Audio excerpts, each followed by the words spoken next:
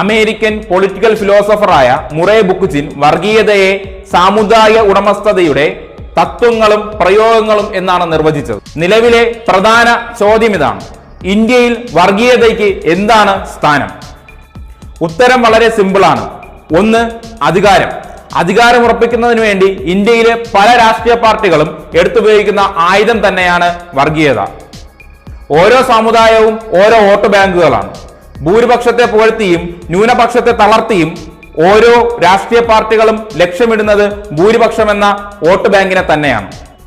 രണ്ട്, മറ്റു ചില അവസരങ്ങളിൽ അധികാരികൾക്ക് വെറും ഒളിമറയാണ് വർഗീയത.